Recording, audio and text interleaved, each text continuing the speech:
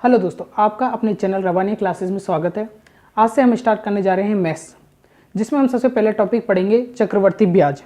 हम प्रत्येक टॉपिक को इस प्रकार पढ़ेंगे कि जिससे हमें भविष्य में उसे वापस से पढ़ने की जरूरत ना पड़े, क्योंकि हम नॉर्मली जानते हैं कॉम्पिटिशन के लिए जब हम किसी एक टॉपिक को पढ़ते हैं तो बार बार हमें उस टॉपिक को अच्छी तरीके से पढ़ना पड़ता है। इससे अच्छा हम एक ही बार में उस टॉपिक को अच्छे से क्लियर करेंगे, जिससे कि हमारा टाइम बचे और हम अगली बार बस सिर्फ थोड़ा रिवीजन करके वो टॉपिक अच्छे से समझ लें। ठीक है, तो हम सबसे पहले स्टार्ट करेंगे अपना चक्रवर्ती ब्याज। उसमें मेथड यानी किस मेथड से हो रहा है और साथ में ट्रिक का भी यूज़ करेंगे, और ट्रिक ऐसी रखेंगे जो सभी सवालों में लागू हो यानी सारे के सारे में, जिससे कि एक टॉपिक यानी कोई अपना CI है चक्रवर्ती ब्याज, तो इन सब पर ये एक ही ट्रिक ये लागू हो जाए, ऐसा ना कि सिर्फ इसी के अंदर हम 20 से 25 ट्रिक पढ़े। तो ऐसा करने से हमें कुछ ट्रिक तो याद रह जाएंगे, बाकी ट्रिकें भूल जाएंगे, जिससे हमारा टॉपिक क्लियर नहीं हो पाता है। इसलिए ऐसी ट्रिक रखेंगे जो सब पे लागू हो और आपको हमेशा याद रहे। ठीक है, तो करते हैं अपना चक्रवर्ती ब्याज। तो नॉर्मली CI, पहले जानते हैं CI होता क्या है। तो CI होता है ब्याज के ऊपर ब्याज, यानी ब्याज के ऊपर मिलने वाला ब्याज। ठीक है, चक्रवर्ती ब्याज क्या होता है? नॉर्मली ब्याज के ऊपर मिलने वाला ब्याज। यानी कैसे? मान लीजिए कोई व्यक्ति है जिसने 1000 रुपये लिए, A से 1000 रुपये B ने लिए, B ने इससे 1000 रुपये लिए। ठीक है, तो एक वर्ष के लिए कुछ रेट ऑफ इंटरेस्ट पे इसने पैसे इसको दिए, तो इसे कुछ इंटरेस्ट यानी 1000 रुपये तो देने ही होंगे और साथ में कुछ ब्याज इसे इस व्यक्ति को देना होगा। ठीक है, यानी 1000 रुपये तो देगा ही, साथ में कुछ ब्याज लग कर भी जाएगा। मान लीजिए ब्याज लगा हमारा 20 रुपये। ठीक है, तो ये 20 रुपये भी इसको देगा, यानी कितने देगा टोटल? एक साल बाद 1020 रुपये। ठीक है, लेकिन जो नॉर्मली ये होता है हमारा साधारण ब्याज। ठीक है, अब क्या है, चक्रवर्ती ब्याज में होता है कि जो ब्याज मिला है उस ब्याज के ऊपर भी हमें एक ब्याज देना होता है। पहले वर्ष में तो कुछ नहीं होता, जैसे अब मान लीजिए इसने ये 2 साल के लिए लिया है, तो पहले साल पे तो 20 रुपये। अब जो दूसरी साल होगी तो इसके ऊपर भी एक अलग से ब्याज जुड़ेगा, जो 20 रुपये है उस पर भी अलग से एक ब्याज लगेगा।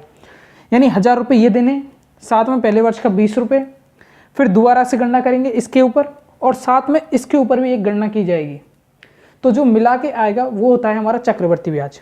तो आज का टॉपिक स्टार्ट करते हैं, चक्रवर्ती ब्याज। ठीक है, तो चक्रवर्ती ब्याज में कौन कौन सी बातें याद रखने लायक हैं, यानी पहले कौन कौन से?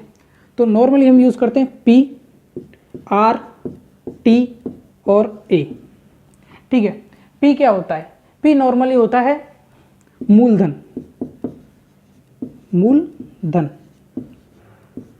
यानी प्रिंसिपल।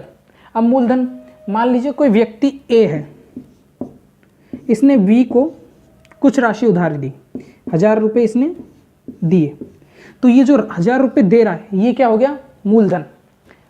इसने 1000 रुपये दिए तो यानी उधार दी गई राशि। या फिर ये कोई आदमी है A जिसने बैंक B में पैसे जमा कराए, यानी बैंक में जमा की गई राशि, तो वो हमारा क्या होता है? हमेशा मूलधन, कि हम कितनी राशि उसको जमा कर रहे हैं या कितनी राशि दे रहे हैं। ठीक है, वो होता है हमारा मूलधन। अब इसके बाद आता है R होता है दर, यानी आप कितनी % ऑफ रेट ऑफ इंटरेस्ट पर उसे दे रहे हो।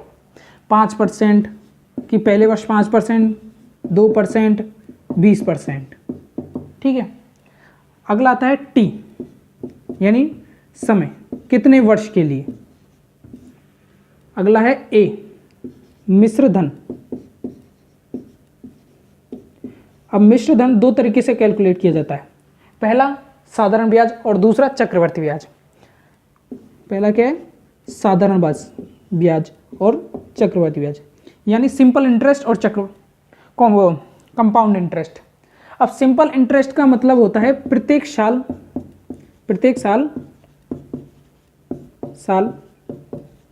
ब्याज, प्रत्येक साल दर समान रहती है,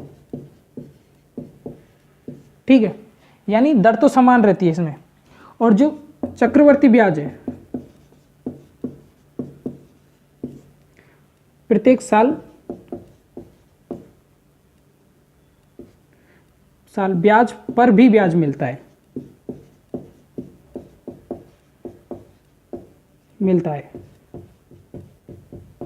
ठीक है।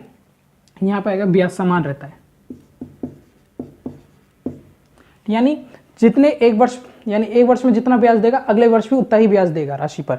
लेकिन इसमें क्या है कि इस वर्ष आपने 100 रुपये दिए तो अगली वर्ष वो राशि कुछ बढ़ के ज़्यादा हो जाती है, तो वो होता है अपना चक्रवर्ती ब्याज, ठीक है। तो आप इसमें कुछ राशियों को नोट डाउन कर लीजिए कि कौन कौन सी चीज़ों को क्या बोलते हैं अपन, ठीक है। फिर स्टार्ट करते हैं इससे संबंधित सवाल। पहला आता है पी, मूलधन या उधार ली गई राशि या बैंक में जमा की गई राशि समझाने के लिए। दूसरा आता है आर, दर, टी, समय। इसके बाद आता है ए, मिश्रधन,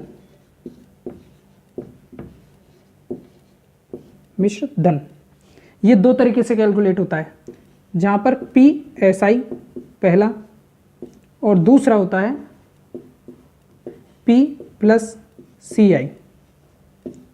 अब सवाल में पता अपने आप बोलेगा कि चक्रवर्ती ब्याज पर ज्ञात कीजिए या साधारण ब्याज पर ज्ञात कीजिए, ठीक है। इसके बाद आता है सी आई। सी आई होता है चक्रवर्ती ब्याज और ऐसा ही होता है साधारण ब्याज।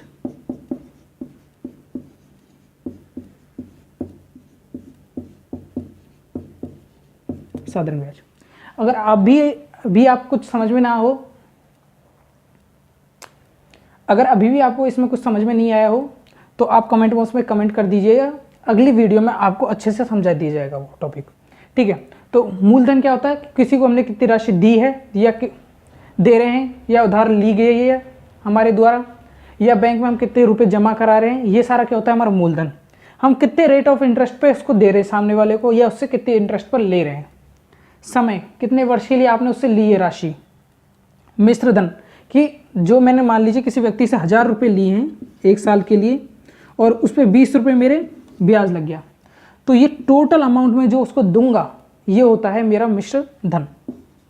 यही मेरा मिश्रधन होता है कि टोटल अमाउंट में उसे कितना दूंगा, ठीक है। अब उसके बाद जो ब्याज होता है 2 प्रकार का होता है, पहला होता है एसआई और दूसरा होता है सीआई।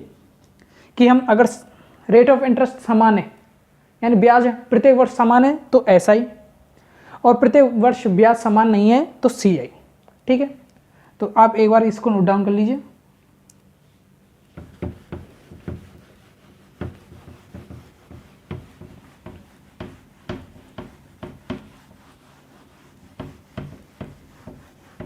ठीक है, तो स्टार्ट करते हैं सी आई। अब नॉर्मली आपको ये समझ में आ गया होगा किस टर्म को हम क्या क्या कहते हैं, ठीक है। तो अब इससे संबंधित सवाल स्टार्ट करते हैं। तो मान लीजिए कोई राशि है P 1000 रुपये, ठीक है। मैं उस पर रेट ऑफ इंटरेस्ट है 5% और टाइम पीरियड है मेरा 2 वर्ष के लिए। हम ऐसा पैटर्न फॉलो करेंगे जो कि सब पर लागू हो, ठीक है ना। तो P कितना दे रखा है 1000 रुपये, समय कितना है 2 वर्ष के लिए। तो समय 2 वर्ष के लिए तो 2 भागों में बांट दो, 1 और 2। कितने इंटरेस्ट पर 5%। जब R बराबर 5% है तो हमेशा याद रखना ये परसेंट का चिन्ह हटेगा और इसके स्थान पर 1/100 आएगा, ठीक है। तो 5 का भाग इसमें देंगे तो कितना है 1/20, ठीक है। अब ये भी इसके भी कहने का एक अलग अर्थ होता है। जैसे अगर मेरा राशि 20 रुपये, मेरे पास 20 रुपये, तो मुझे उसके ऊपर कितने 1 रुपये का ब्याज मिलेगा। यानी ये क्या है ब्याज और ये हो गई मेरी राशि। कहने का तात्पर्य अगर मैं 20 रुपये किसी व्यक्ति को देता हूं तो वो 1 साल बाद उस पर 1 रुपये का इंटरेस्ट यानी ब्याज मुझे देगा, यानी टोटल अमाउंट कितना देगा मुझे 21 रुपये। यानी 1/20 से भी आप बहुत कुछ समझने को मिलता है यहाँ से। जैसे ये 20 क्या होगा हमारा मूलधन, 1 ब्याज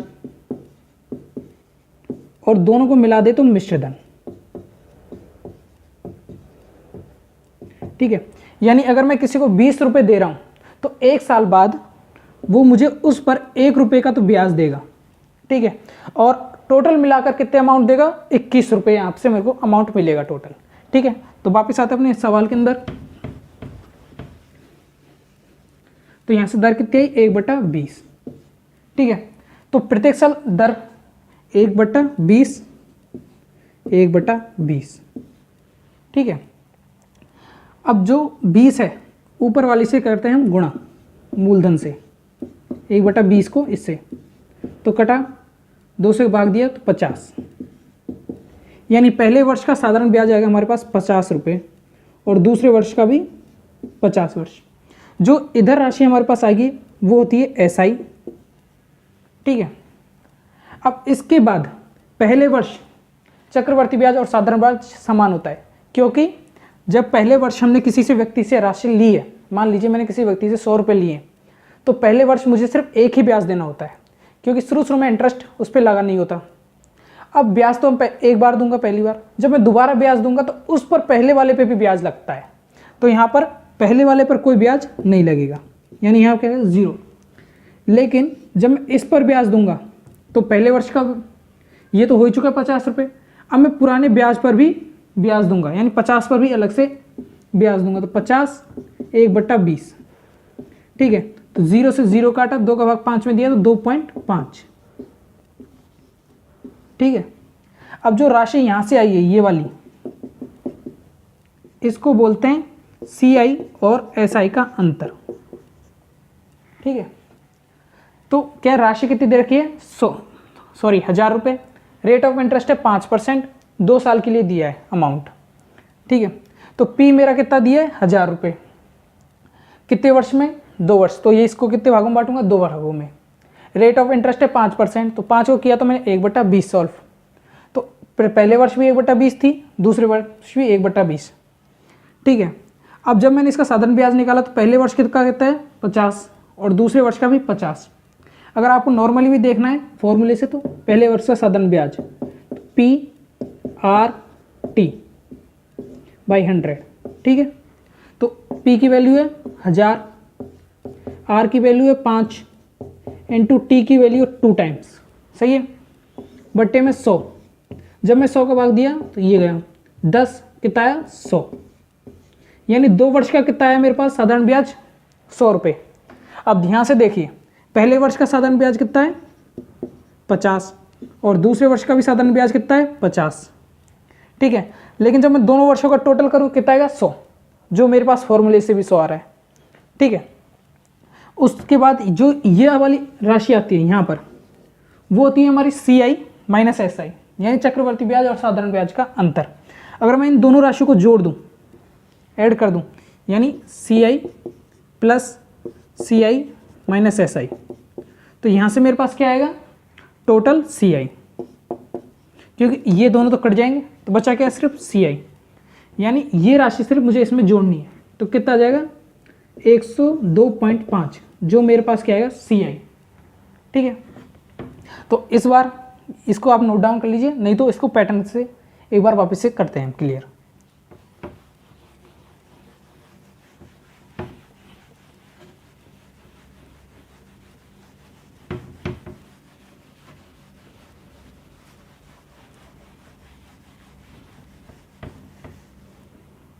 ठीक है, तो जैसे मान लीजिए कोई P है, अब मैं उसे कितने पीरियड के लिए बांट रहा हूँ, मान लीजिए 2 टाइम के लिए बांटा, तो R/100 ऑलवेज R/100, और जो यहाँ राशि प्राप्त होती है इस जगह और इस जगह, वो क्या होती है हमारी SI सॉरी। अब जो इसके बाद यहाँ पर डाटा आएगा, जितना भी डाटा यहाँ बनेगा हमारा, कितना भी डाटा बनेगा, वो होता है हमारा ऑलवेज CI माइनस SI। ये हमेशा क्या रहेगा CI माइनस SI। जो भी डाटा इस जगह बनेगा और जो इस लाइन में बनेगा यहाँ पे, वो हमेशा कितना रहेगा, CI। अगर मैं टाइम पीरियड को 3 भागों में बांट दूँ, 4 भागों में बांट दूँ, तो जो इस लाइन में आएगा वो ऑलवेज क्या होगा, SI।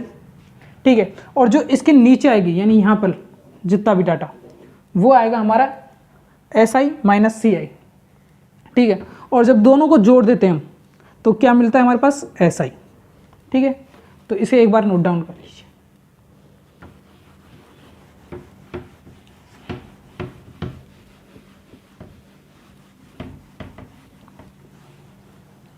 अब करते हैं इससे संबंधित कुछ सवाल। ठीक है, मान लीजिए क्वेश्चन है, एक व्यक्ति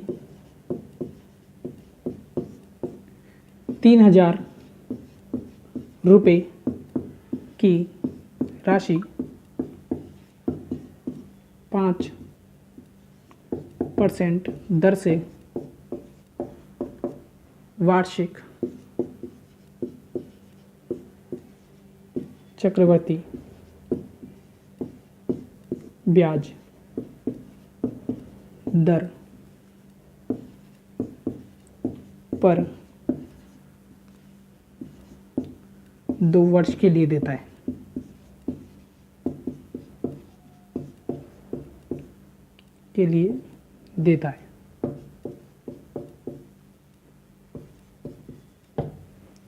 तो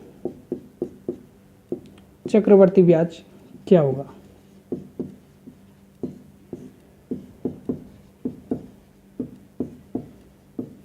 क्या होगा? ठीक है, तो नॉर्मली क्या था हमारा, सबसे पहले यहाँ P।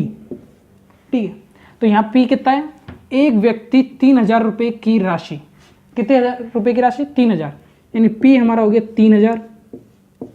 उसके बाद रेट ऑफ इंटरेस्ट R दे ही रहा है 5%, और दर से टाइम पीरियड दे रहा है हमें 2 वर्ष का, यानी ये तो हमारे पास डाटा है। अब पूछा क्या है उसने, तो CI बताइए, इन चक्रवर्ती ब्याज ज्ञात कीजिए। तो पहले सबसे पहले क्या पैटर्न था, P को कितने भागों में बांटना है, यानी कितने टाइम पीरियड में, टाइम पीरियड है हमारे पास 2। फिर उसके पास क्या, रेट ऑफ इंटरेस्ट R/100। ठीक है, अब जो यहाँ प्राप्त होता है वो क्या है, SI, पहले वर्ष का, दूसरे वर्ष का, अगर तीसरे वर्ष का है तो वो यहाँ तीसरे वर्ष का, और जो इधर प्राप्त होगा वो क्या आएगा, CI माइनस SI। पहले वर्ष कितना प्राप्त हुआ, दूसरे वर्ष कितना हुआ, तीसरे वर्ष कितना प्राप्त हुआ, सही है। और दोनों को जोड़ दूं तो मेरे पास क्या आएगा, ऑलवेज CI। ठीक है, जो मुझसे पूछा है, यानी मुझे क्या करना है, P की वैल्यू रखनी है, R की रखनी है, कैलकुलेशन करके इन दोनों के मानों को जोड़ना है, यानी जो SI आएगा और CI माइनस SI आएगा, तो दोनों को जोड़ूंगा तो मेरे पास क्या आ जाएगा, CI। ठीक है, तो करते सवाल। तो P है, अब ये कितने पीरियड के लिए दिया है, 2 पीरियडों के लिए, 2 भागों में बांटा, 5, यानी 5/100, सही है, 5/100। अब मैं 5/100 को 3000 से मल्टीप्लाई करूं, मल्टीप्लाई किया तो 0 से 0 गया, 5 दिए 15, यानी 150 रुपये, यानी पहले वर्ष का जो ये आया मेरे पास क्या आया, साधारण ब्याज। तो यहाँ पे क्या आता है, साधारण ब्याज। तो पहले वर्ष का कितना है, 150 रुपये, दूसरे वर्ष का भी कितना आएगा, 150 रुपये, क्योंकि प्रत्येक वर्ष क्या रहता है, साधारण ब्याज समान रहता है। ठीक है, दूसरा आता है, अब यहाँ पे क्या आएगा, CI माइनस SI। पहले वर्ष चक्रवर्ती ब्याज मिलता नहीं है तो कितना आएगा, 0। दूसरे वर्ष जो ब्याज है उसके ऊपर भी ब्याज मिलता है, यानी 150 पर पुराने वर्ष पे ऑलवेज ब्याज मिलता है, यानी 150 इंटू 1/100, सही है। तो 0 से 0 गया, 15 × 75, 75/10, यानी कितनी आई वैल्यू, 7.5। अब जो 7.5 आई है वो क्या व्यक्त कर रही है कि चक्रवर्ती ब्याज और साधारण ब्याज, यानी दोनों का अंतर कितना है। अगर मैं सिर्फ जो चक्रवर्ती साधारण ब्याज लेता तो वो कितने रुपए आता है मेरे पास, 2 वर्षों का 300 रुपये। ठीक है, और जब मैं दोनों का अंतर लेता तो कितना आता, 7.5। ये दोनों का अंतर है, ये सिर्फ साधारण ब्याज है, तो दोनों को जोड़ दो तो मेरे पास क्या आ जाएगा, चक्रवर्ती ब्याज। यानी चक्रवर्ती ब्याज कितना आया, 3,705 रुपये, सॉरी 307.5 रुपये का क्या आया मेरे पास ब्याज, टोटल ब्याज ये आया मेरे पास। तो इसमें आपको याद क्या रखना है, सिर्फ ट्रिक के अंदर पी है, कितने वर्ष के लिए बोल रहे हैं उतने वर्षों में इसको बांट दो। यहाँ पे हमेशा आएगा R/100, जो इधर आती है वो राशि होती है हमारी SI, इधर आएगी CI माइनस SI। और पहले वर्ष पर कभी भी चक्रवर्ती ब्याज नहीं लगता है। चक्रवर्ती ब्याज और साधारण ब्याज क्या होता है, समान, जिसकी वजह से जीरो अमाउंट आएगा। क्योंकि जब मेरे को जितना चक्रवर्ती ब्याज मिलेगा उतना ही साधारण ब्याज मिलेगा, तो दोनों का अंतर कितना आएगा, जीरो। तो वो व्यक्त कर रहा है जीरो को।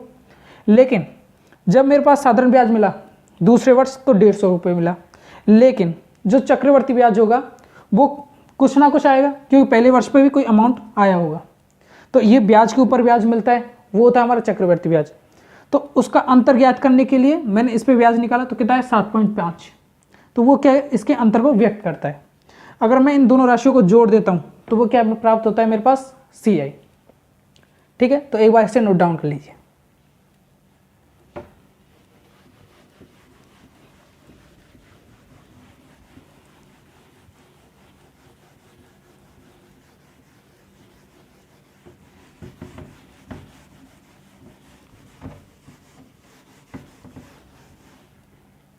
ठीक है, तो करते हैं एक और सवाल, जहाँ पर A व्यक्ति है जिसने B को राशि उधार दी है। कितनी उधार दी गई राशि, मान लीजिए 6,625, सॉरी 6,625 है।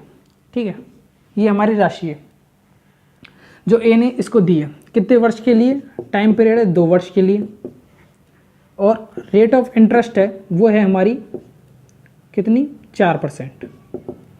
Rate of interest 4%। अब सवाल में पूछा गया है, ज्ञात करना है हमें, इसमें ज्ञात करना है पहला टोटल अमाउंट चक्रवर्ती ब्याज पर, किस पे बताना है हमें, चक्रवर्ती ब्याज पर। दूसरा बताना है इसमें हमें CI कि टोटल CI कितना है। तीसरा बताना है CI माइनस SI का अंतर, और चौथा बताना है CI। ठीक है, A व्यक्ति V को इतने रुपए देता है। ठीक है, तो सबसे पहले कितने सामने के लिए, 2 वर्ष के लिए, रेट ऑफ इंटरेस्ट 4% है। हमें ज्ञात करना है पहले A, यानी ये व्यक्ति जो राशि ली है उस पर कितना ब्याज लगाकर वापस A को देगा, वो तो क्या था, मिश्रधन, यानी इतनी राशि उसे देनी है। ठीक है, अब कौन से ब्याज पे दे रहा है वो, चक्रवर्ती ब्याज पर, तो वो A बताना है। दूसरा चक्रवर्ती ब्याज, यानी 2 वर्षों के अंदर उसे कितना ब्याज देना पड़ेगा, कि 1,000 रुपये की राशि पर कितना ब्याज उसने दिया, मान लीजिए जैसे 25 रुपये दिए, तो ये 25 क्या हुआ मेरे पास, चक्रवर्ती ब्याज इसके लिए। ऐसे ही अगर 2 वर्षों का चक्रवर्ती ब्याज और साधारण ब्याज, 2 वर्षों में कितना चक्रवर्ती ब्याज आता है मेरे पास और साधारण ब्याज, दोनों का अंतर बताना है। और इसमें बताना है कि अगर मैं ज्ञात करता तो सिर्फ साधारण ब्याज कितना होता। ठीक है, तो स्टार्ट करते हैं वापस से। तो वही डायग्राम P कितने पीरियड के लिए बोला है, 2 टाइम, तो 2 भागों में बांटा। यहाँ कितना आता है, R/100, इधर भी R/100, इधर हमारी वैल्यू क्या आती है, SI।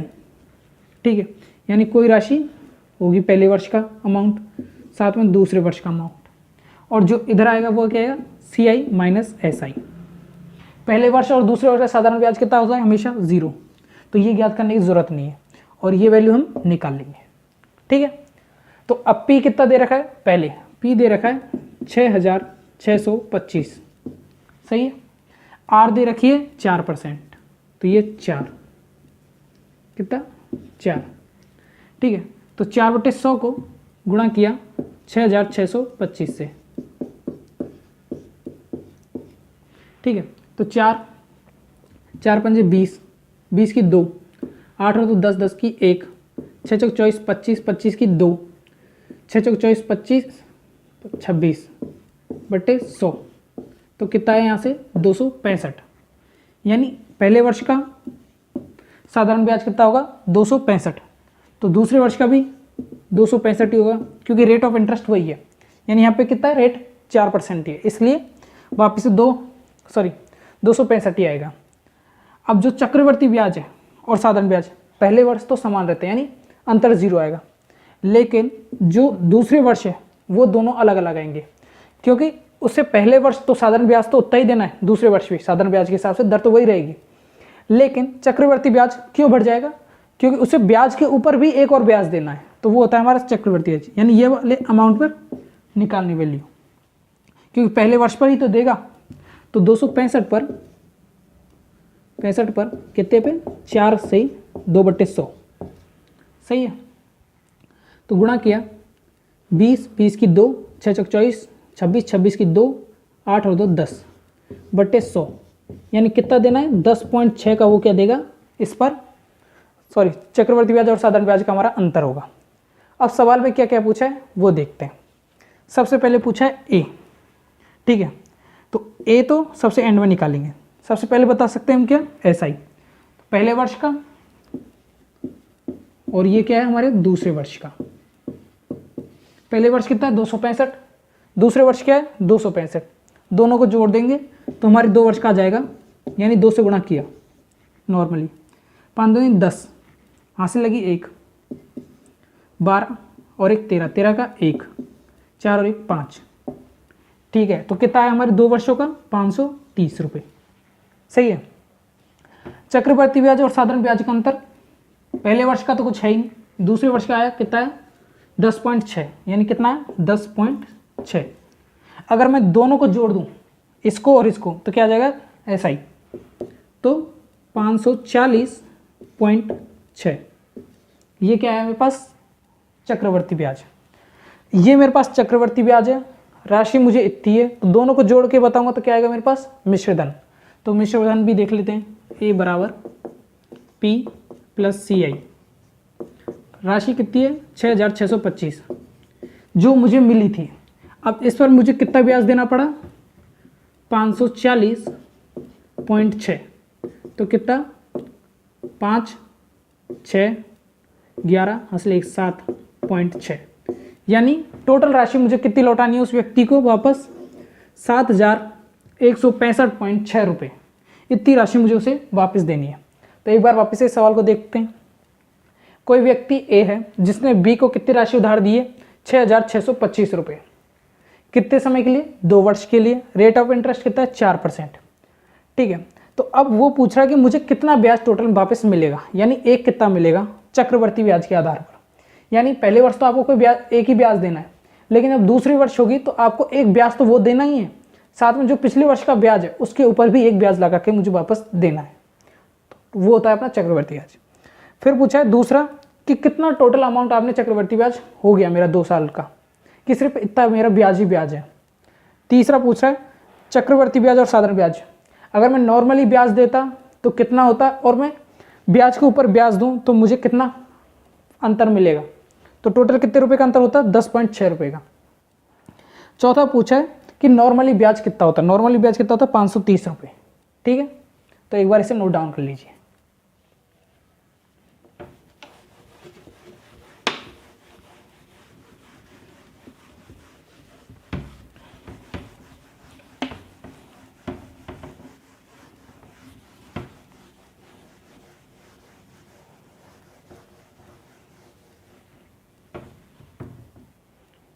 ठीक है,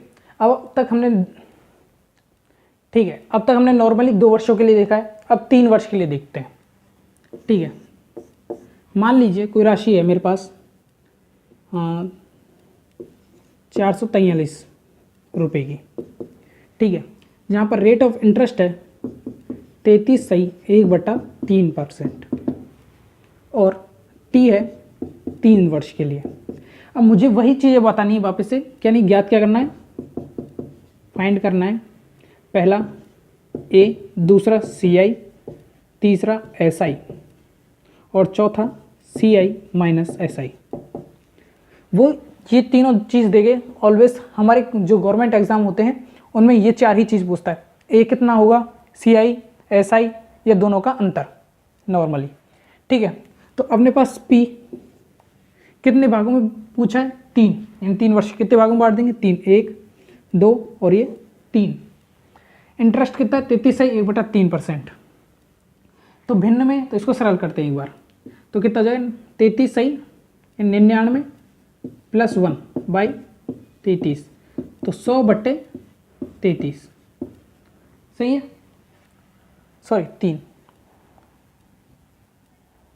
ठीक, परसेंटेज का चिन्ह हटाएंगे तो कितना आएगा 1/100, 100 से 100 गया तो कितना आया 1/3 सही है। तो 1/3 पहले इसको सिंपल करेंगे, याद रखना हमेशा। तो r कितना है 1/3, 1/3 और 1/3। यहाँ हमारा p है 243। अब जो इधर राशि प्राप्त होगी क्या होगी, SI। पहले वर्ष भी समान होगा, दूसरे वर्ष भी, तीसरे वर्ष भी समान होगा। क्यों, क्योंकि प्रत्येक वर्ष रेट ऑफ इंटरेस्ट उसने समान दर दी है, यानी पहले वर्ष भी अगर 1/3% है तो अगले वर्ष भी 1/3, उससे अगले वर्ष भी 1/3। अब जो राशि है उसको 1/3 से गुणा करेंगे तो कितना आएगा 243 × 1/3, यानी आया हमारा 81। तो पहले वर्ष का कितना आया 81, वापस से इससे गुणा करूँगा तो वही 81 और वापस से 81। ठीक है, तो आगे अब पहले वर्ष तो मुझे सिर्फ एक ही ब्याज देना होता है, क्योंकि उसके ऊपर कोई ब्याज लगेगा ही नहीं। शुरू में कोई व्यक्ति है, मैंने कोई पेन लिया, तो पहले वर्ष मुझे कोई एक ही किस्त देनी है मान लीजिए, तो अगले वर्ष मुझे उस किस्त के ऊपर भी एक किस्त देनी पड़ती है, सॉरी ब्याज देना पड़ता है। ठीक है, तो पहले का अंतर कितना 0। अब मुझे ये ब्याज तो देना ही है, साथ में पुराने ब्याज पर भी ब्याज देना है, यानी 81 पर। कितने रेट ऑफ इंटरेस्ट से, ये वाले, यानी 1/3। तो कितना आया मेरे पास 27। कितने का आया 27 का मुझे ब्याज देना है, यानी 81 रुपये तो देना ही है दूसरे वर्ष का ब्याज, साथ में पुराने ब्याज के ऊपर भी मुझे एक ब्याज देना पड़ा। कितने रुपए का 27 रुपये का, उस पर मेरे को ब्याज देना पड़ा है। ठीक है, अब 81 के लिए क्या, पुराने दोनों वर्षों का ब्याज दूंगा मैं, यानी पहले इस अमाउंट पे दूंगा एक बार तो। ठीक है, तो पहले तो इस वर्ष पे दूंगा, यानी 81 सही 1/3 कितने रुपए का 27 रुपये का। ये तो मुझे पहले वर्ष का देना पड़ा, फिर दूसरे वर्ष वाले अमाउंट पे भी देना है, क्योंकि क्या होता है चक्रवृद्धि ब्याज, ब्याज के ऊपर ब्याज। तो दूसरे वर्ष का ब्याज 81, तो 1/3 कितना है फिर से 87। अब दूसरे वर्ष मुझे कितने ब्याज देने पड़े थे 2, तो अब दूसरा ब्याज पे भी तो ब्याज देना है, तो 1/3 कितना है 9। ठीक, तो ये कितना है 81। प्रत्येक वर्ष कितना देना है 81। लेकिन प्रत्येक वर्ष जो चक्रवर्ती ब्याज है उसकी दर बढ़ती जाएगी। क्यों, पहले वर्ष ब्याज लगा, दूसरे वर्ष उस ब्याज के ऊपर ब्याज देना है, साथ में उस राशि के ऊपर भी ब्याज देना है, यानी 2 ब्याज हो गए। अब तीसरे वर्ष जाएंगे तो राशि के ऊपर ब्याज देंगे, फिर पहले वर्ष का जो ब्याज होगा उसके ऊपर एक ब्याज, फिर दूसरे वर्ष 2 ब्याज लगे तो उन 2 वर्षों के 2 ब्याज और, यानी टोटल कितने ब्याज हो गए 3। सही है, तो यहाँ से जो भी डाटा आया ये वाला, ये क्या होगा हमारा CI - SI कितना है 27, यानी 27 × 3 + 9 कर देते हैं, गुणा करें तो 27 दिए 81 + 9, यानी कितने रुपए देने पड़े 90 रुपये का मेरा 3 वर्ष का चक्रवर्ती ब्याज और साधारण ब्याज का अंतर हो गया। तो यहाँ से जो पूछा है पहले SI बताते हैं। पहले वर्ष में समान है, दूसरे और तीसरे, यानी 81 सही 3 कितना आया वापस से 443 रुपये।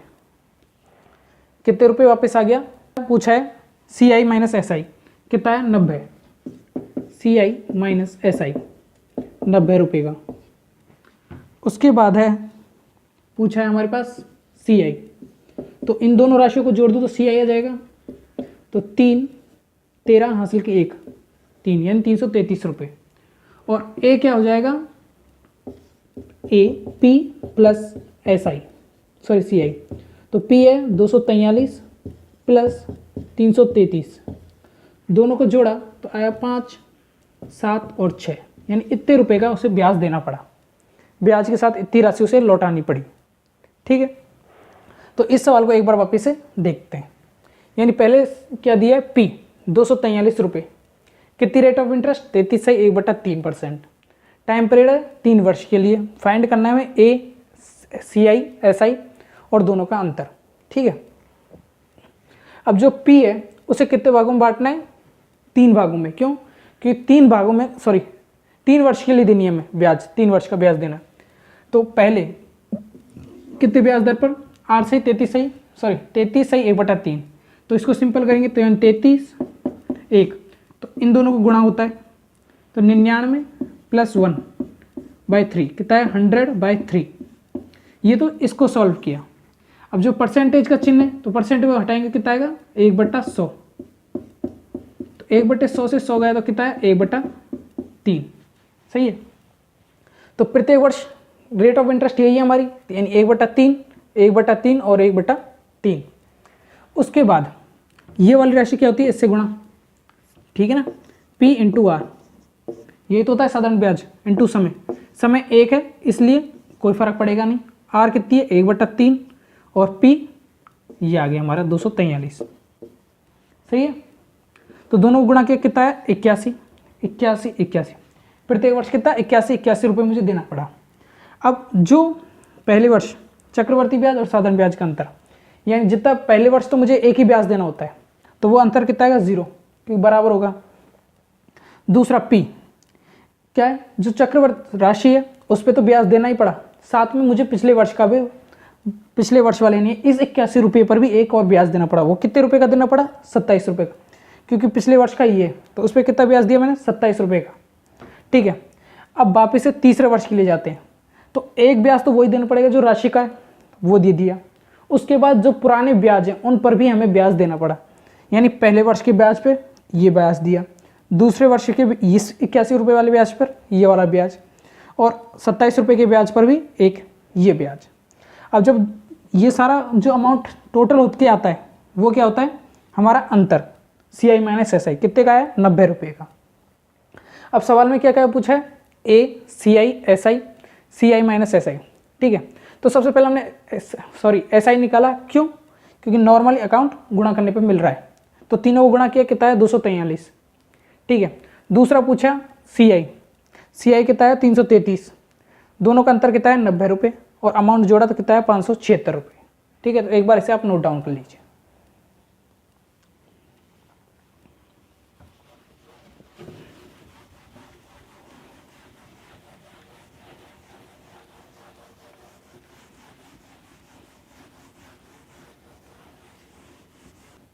अगला सवाल लेते हैं वापस से 3 वर्ष वाले के लिए। तो इस बार है राशि 216 रुपये P। ठीक है, रेट ऑफ इंटरेस्ट है हमारे पास 16 सही 2/3% और टाइम पीरियड है 3 वर्ष के लिए। हमें वापस से वही चारों की चारों राशि ज्ञात करनी है। ठीक है, तो कितने वर्ष में बांटना है इसको? 3 भागों में। 3 के लिए पूछा है, 3 भागों में। इसके बाद कहता है यहाँ पे R/100 प्रत्येक हिस्से पे। ठीक है, तो पहले ये भिन्न है तो इसको क्या करना पड़ेगा? सरल। तो 16 × 3 = 48, इन दोनों को मल्टीप्लाई प्लस ऐड। 16 × 3 = 48, 48 और 2 50, यानी 50/3। ये क्या है? परसेंट पे। इसको हटाऊंगा तो कितना आएगा? 1/100।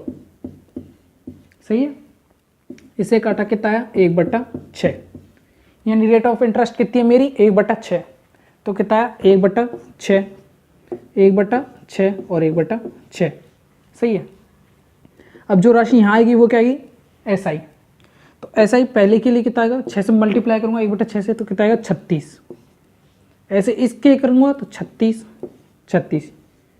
प्रत्येक वर्ष इंटरेस्ट समान है इसलिए 36 आया। नॉर्मली आप फॉर्मूले से भी देखें, P × R × T ये होता है साधारण ब्याज का, जहाँ पे 100 आता है। सही है। अब ये वाली वैल्यू तो हमारी क्या है? ये वाली ही है, ये कहा ना R/100। सही है। अब जैसे P कितना यहाँ पे? 216, R दे रखा है कितना? 1/6 और T 1 है। तो ध्यान से देखें कि इन दोनों को गुणा करने पर ही क्या बन रहा है? हमारा साधारण ब्याज, क्योंकि इसकी वैल्यू तो हमने फिक्स कर रखी है 1। तो अब 1 से मल्टीप्लाई करने पर कोई फर्क पड़ेगा नहीं, यानी इस वाली राशि को इससे गुणा किया तो ये क्या है मेरे पास? साधारण ब्याज। ठीक है, कितना है? 36 रुपये। ठीक है, अब आगे तो 36। अब सी आई माइनस एस आई, तो पहले वर्ष का कितना होता है 0, क्योंकि एक ही ब्याज देते हैं। दूसरे वर्ष पहले उस राशि पे तो डिंग गई, यानी इस पे दिया तो वो कितना आया 36 रुपये, यानी ये 36 रुपये तो राशि का देना पड़ा। फिर ब्याज के ऊपर एक ब्याज देना है, यानी इस वाले पे कितने देंगे वापस से 36। कितनी रेट ऑफ इंटरेस्ट है दूसरे साल की 1/6, सही है। तो कितना 6, यानी दूसरे वर्ष में मुझे कितना अमाउंट देना पड़ा, ब्याज के ऊपर 6 रुपये का अलग से एक और ब्याज दिया। उसके बाद आता है यहाँ पहले तीसरे वर्ष का राशि के ऊपर तो दिया ये 36 रुपये, ठीक है। अब इसके बाद मुझे ब्याजों के ऊपर भी ब्याज देना है, तो ब्याज कितना है 36, 36 और 6, या तो तीनों को जोड़कर 1/6 का भाग दे दो, या एक एक का वापस से निकाल लो।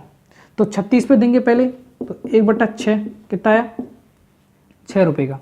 दूसरे वाले 36 पे 1/6 इंटू 6 कितना है 6 रुपये, और लास्ट 6 पे 1/6 इंटू 6 कितना 1, यानी ये जो राशि आई है वो क्या है हमारे पास सी आई माइनस एस आई। इन 6 18 और 1 19, इन दोनों का अंतर कितना आया 19 रुपये। तो यहाँ से बताते पहले कितना आया सी आई माइनस एस आई, अंतर कितने का आया 19 रुपये का, कि 19 रुपये मुझे ज़्यादा देता, 19 रुपये में ज़्यादा देता हूँ अगर चक्रवर्ती ब्याज पर कैलकुलेशन की जाए तो, ठीक है। और सी आई एस आई कितना होगा 36 प्लस 36, या फिर 36 को 3 टाइम गुणा कर दिया, तो 6 3 18 हासिल 1 9 और 1 10, यानी कितने रुपए का 108 रुपये, ठीक है। अब उसके आगे क्या पूछा है सी आई, तो सी आई क्या होगा, ये वाले और ये दोनों को जोड़ दूँ तो आ जाएगा, क्योंकि सी आई से सी आई कट जाएगा। तो 108 प्लस 19 कितना आया 7 और ये 2 और 1, यानी 127 रुपये का चक्रवर्ती ब्याज। अब ध्यान से यहाँ पे भी देख सकते हैं कि कितना ज़्यादा है इससे अमाउंट 19 रुपये ज़्यादा है। और ए जो क्या बताना है पी प्लस सी आई, ठीक है। पी कितना है मेरे पास 216 रुपये, और चक्रवर्ती ब्याज है 127, 7 6 13 हासिल 1, ठीक है।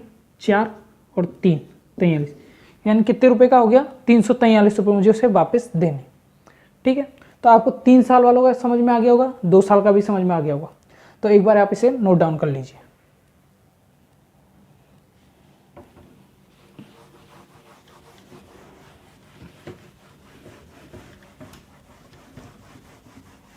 एक और सवाल, जहाँ P 720, ठीक है, R है पहले वर्ष के लिए, तो है 4%, और दूसरे वर्ष और अगले वर्ष के लिए 5%, ठीक है। यानी 2 वर्ष है तो 2 ही वर्ष, लेकिन पहले वर्ष कितना ले रहा है 4%, और जस्ट उससे अगले वर्ष के लिए कितने 5%, यानी 1% और बढ़ा दिया अमाउंट, ठीक है। तो अब वापस से हमें वही चीज़ें बतानी है, सी आई माइनस एस आई, और सी आई और ए, ठीक है। अगर आपको डाउट है तो आप अपनी पुरानी बुक के जो एसएससी जीडी हो गई या कोई गवर्नमेंट एग्जाम की, तो आप उसमें इसी तरीके के सवाल देखेंगे, अमाउंट यही दिया जाएगा और यही 4 राशि आपसे पूछी जाएंगी। पहले वर्ष का चेंज कर देगा, रेट ऑफ इंटरेस्ट 4 वर्ष है, अगले वर्ष का रेट ऑफ इंटरेस्ट चेंज कर देगा और वापस यही 4 चीज़ें पूछेगा, ठीक है। तो करते हैं पी, कितने भागों में बांटना है 2 वर्ष दिए, पहला वर्ष और अगला वर्ष इन 2, ठीक है। अब पहले वर्ष कितना बोल रहा है 4%, यानी 4/100, सही है। दूसरे वर्ष कितने दे रहे हैं 5/100, ठीक। पी दे रखा है 720 रुपये, ठीक है। तो 720 से मल्टीप्लाई किया मैंने 4/100 को, तो 8 और 4 दूनी 8, 7 चौको 28, 0/100, 0 से 0 गया, कितना बचा 28.8, ठीक है। अब दूसरे वर्ष किस पे कैलकुलेशन करेंगे 5/100 पर, क्योंकि पहले वर्ष के लिए ये दर है, दूसरे वर्ष के लिए 5/100 है, ठीक है। तो 0 से 0 कैंसिल आउट, 5 दूनी 10 हासिल 1, 6 पंजे 35, सॉरी 7 पंजे 35 और 1 36, 36/10 तो 0 0 कितना 36। ठीक है, तो पहले वर्ष का साधारण ब्याज कितना है 28.8 और दूसरे वर्ष का 36 रुपये। पहले वर्ष कितने थी रेट ऑफ इंटरेस्ट 4, दूसरे वर्ष 5, इसलिए 36 रुपये। ठीक है, जो हमारे पास क्या है CI, ये पहले वर्ष का है और ये दूसरे वर्ष का है। जैसे रेट ऑफ इंटरेस्ट यहाँ चेंज करेगा वैसे ही रेट ऑफ इंटरेस्ट हम इन जगहों पे चेंज करेंगे। ठीक है, अगला आता है CI। अब पहले वर्ष मैंने चक्रवर्ती ब्याज तो वही दूंगा जो पुरानी रेट है, यानी अंतर वही आएगा 0। और दूसरा वर्ष क्या है चक्रवर्ती ब्याज, चक्रवर्ती ब्याज क्या करना है। ठीक है, तो इस राशि पे तो मेरे को अमाउंट देना है, कितने परसेंट पे दिया 5% है, तो कितना है 36 रुपये इस राशि। अब मुझे ब्याज पर भी क्या देना है ब्याज, ब्याज कितना है 28.8। अब कितने रेट ऑफ इंटरेस्ट पर, यानी दूसरे पे वर्ष रेट ऑफ इंटरेस्ट चेंज हो गई थी, कितनी हो गई थी 5/100, तो मुझे 5/100 से गुणा करना है क्योंकि अगले साल चेंज हुई रेट ऑफ इंटरेस्ट, तो उसके हिसाब से मैं उस ब्याज पर ब्याज दूंगा, ना कि पुराने वाले पर हमेशा। यानी जिस वर्ष पे कैलकुलेशन करते हैं उसी वर्ष की रेट ऑफ इंटरेस्ट लेते हैं। तो यहाँ से 0 घटाया तो आया 10, सही है।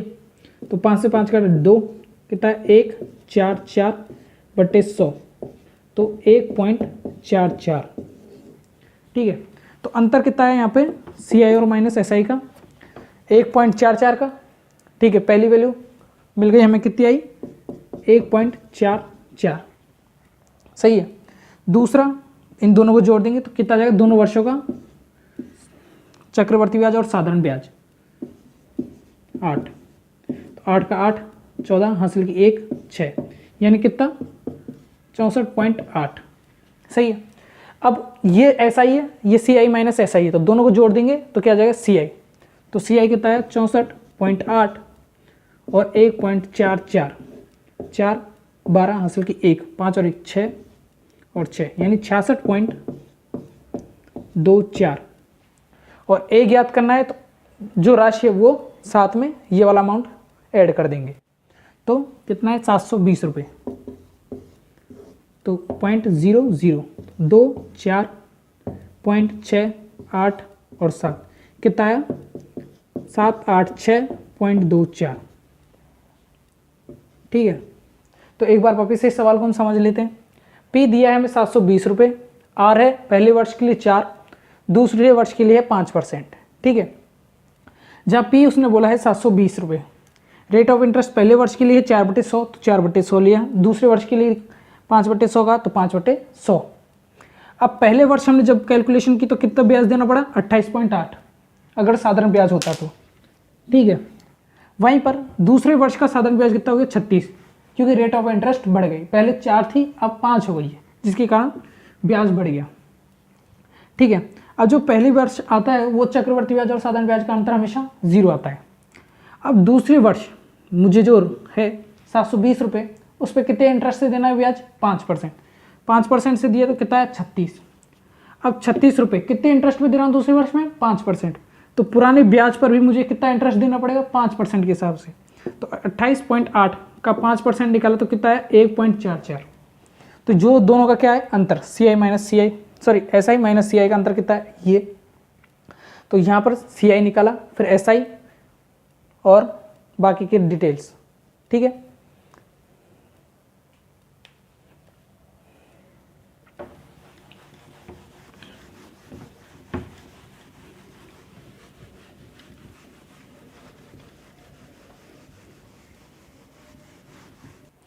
ठीक है, तो एक पॉइंट आप इसमें नोट कर लीजिए कि प्रत्येक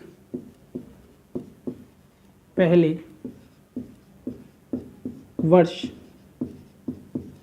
का चक्रवर्ती ब्याज और साधारण ब्याज का अंतर सदैव 0 होता है। ठीक है, पहला पॉइंट।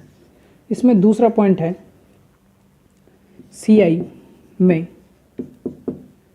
ब्याज के ऊपर ब्याज की गणना उस वर्ष की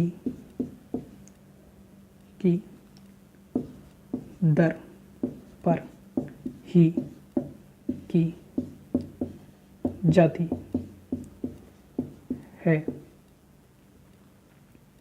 है जिस पर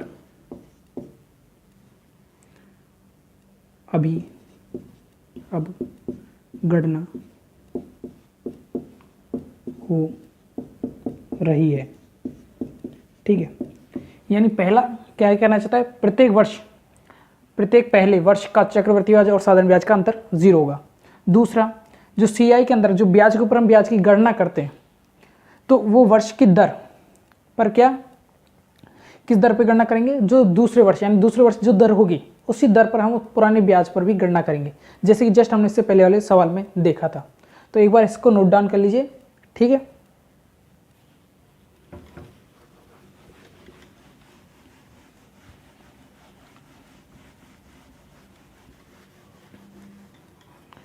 ठीक है। अब इसके बाद जब P, CI और A सिर्फ यही सवाल में हो पूछे, A पूछे या CI या A, तो इसके लिए हम एक अलग से ट्रिक का प्रयोग और कर सकते हैं। ठीक है, नहीं तो नॉर्मली आप वही ट्रिक का यूज़ करें, ज़्यादा बेटर रहेगा। जैसे आपको एक ट्रिक याद रहेगी तो आपको बीच बीच में अनेकों ट्रिकों में घुसने की जरूरत नहीं पड़ेगी। ये ट्रिक शॉर्ट है लेकिन हमेशा याद रहे ऐसा ज़रूरी नहीं है, लेकिन अगर वही ट्रिक आप हर सवाल में यूज़ करेंगे तो आपको याद रहेगी एक ही ट्रिक। अब इसके लिए देखो, इस वाली ट्रिक से कितना याद रहेगा, सिर्फ एक P निकाल सकते हैं, CI और A। इससे हम पहली बात क्या नहीं निकाल सकते, SI नहीं निकाल सकते। दूसरी से एक तो ये नहीं निकाल सकते, CI माइनस SI का अंतर, अगर सवाल में ये दोनों पूछ लिया तो। ठीक है, तो एक बार फिर भी हम ये ट्रिक सीख लेते हैं कि किसी की इच्छा हो तो। ठीक है,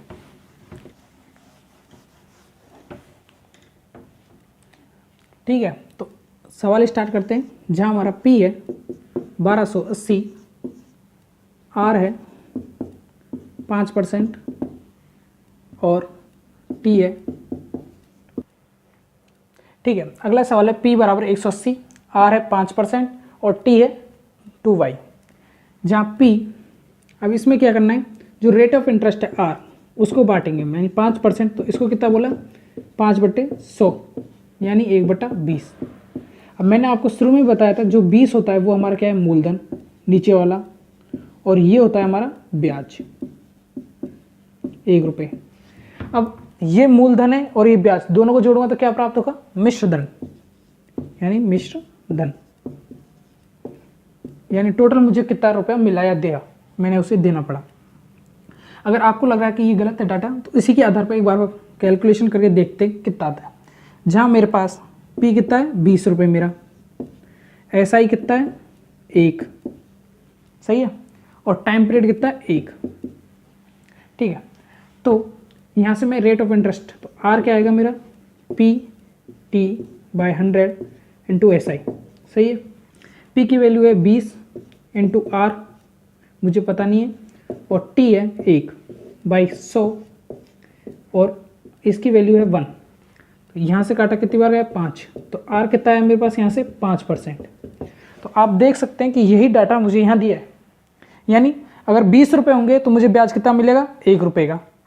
ठीक है, जब ब्याज 1 रुपये का मिल रहा है तो इन दोनों को जोड़ दूँ तो मुझे कितना ब्याज कितनी राशि वापस आई, 21 रुपये मेरे पास वापस आई, यानी ये मेरा मूलधन है, ये ब्याज है, दोनों को जोड़ूँ तो क्या प्राप्त होगा मेरे पास, मिश्र धन।